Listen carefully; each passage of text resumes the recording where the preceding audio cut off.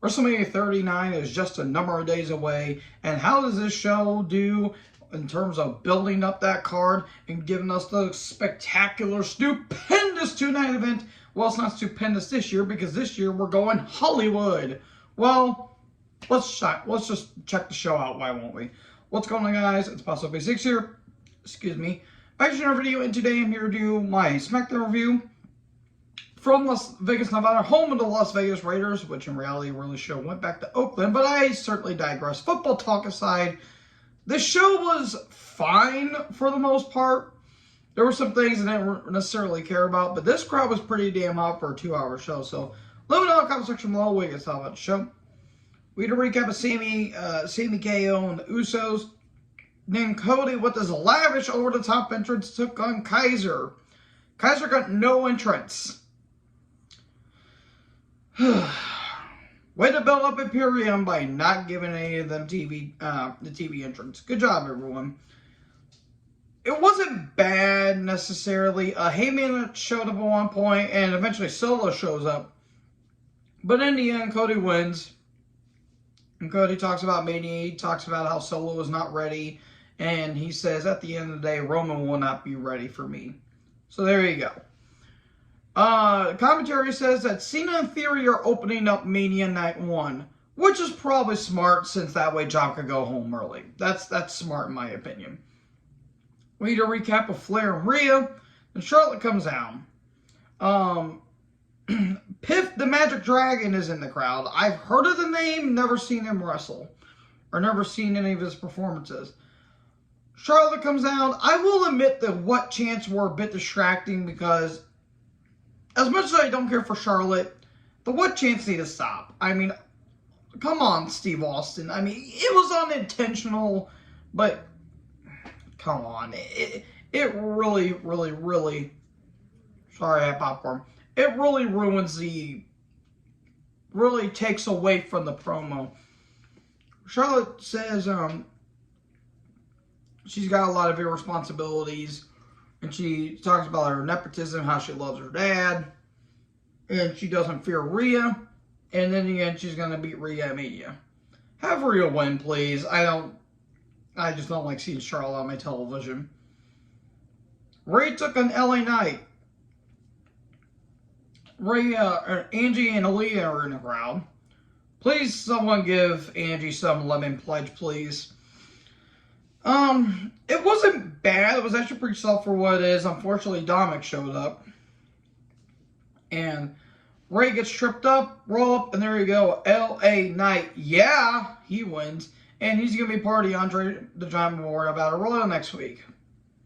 Way to utilize his talent. So, Dominic basically harasses Ray and says, "Are you going to accept my challenge?" But Ray leaves. And then he goes over to Angie and Aaliyah and starts harassing them. And says, "Well, you're just a bad mother as Ray is as a father." And Leah tries stepping up, and he calls her stupid. And then Angie takes the mic away from Dom. She's about to say something, and then Dom says, "Shut up, Mom." And then Ray comes up to him, frickin' clocks Dominic to a huge pop, and Ray accepts Dominic's challenge. Look, I have not been a fan of this feud ever since it basically got incepted, but crowd popped. I'll give him credit for that. The crowd digged it. I'll give him credit for that. I'm not going to say, look, people say Dominic sucks. As a character, yes. As a worker, he's average at best. It's just, he knows how to get heat, and he's doing way better, I guess, character-wise in a way than he has been in the past couple of years, but they really should have put him on NXT. I feel like they called him up way too early. I feel like he's doing it way too early. They would have put him in NXT for a couple of years. I would have accepted it, but he just feels like he's there sometimes. So there you go. Andy Kaufman's in the Hall of Fame. Good. Long overdue, because Andy Kaufman and the Jerry King Lawler feud in Memphis in, I think it was in the early 80s, is a legendary feud, and everyone thought it was legit, but it was reality at work. They worked the entire audience, and it was brilliant stuff. Jerry's got to induct him. As long as Lawler's health concerns are, very minimal, because he just recently had a stroke, I don't know who else would induct Andy. Like, you got to have Lawler induct him, because it's very fitting, because I have no idea who else will induct Andy. At this point, Andy's been dead since '84, I think, and that's a really damn shame. Speaking of a damn shame, Xia Li. Xia is not a damn shame. It's her partner, unfortunately, Lacey Evans, known respecter of autism and special needs, took on Shotzi and Natty in a qualifying match. Liv, who looked great, by the way, and unfortunately Raquel is there. They're at commentary. It wasn't bad. It was just kind of there. Lacey's not good. She was good, and then she regressed horribly. I love Natty. Shotzi's not bad in the ring, and Xia is criminally underused. And then the end, sharpshooter and Xia taps. Shotzi and Natty win. And then they stare down Liv and Raquel, and here comes Ronda and Shayna, and immediately the segment died because Ronda's involved. They talked. I didn't care, and I wasn't paying attention. And they talked about how they sold out the entire crowd. Yeah, you certainly did, Ronda. They were pointing at the Mania sign. Oh, God, Ronda, will you quit pointing at the stupid Sandy Hook conspiracy theories? We have went over this before. And they're just now randomly added to the Fatal 4-Way at Mania for presumably no reason. You have 2 qualifying matches, and then you add in Ronda and Shayna. I don't get it. We get a recap of Drew and Sheamus last week, where it's a triple threat for the IC title. Drew comes down. We get a recap of Ray and Dom. Then the Brawling Brutes come down, and Sheamus talks more trash, basically. And Drew says all you do is whine and complain on Twitter about it. And he says every time we faced each other, I've always won. And maybe I'll do it for a 3rd time. And they're about to fight. And Pierce is like, no, you need to sign this contract so that way it'll be official.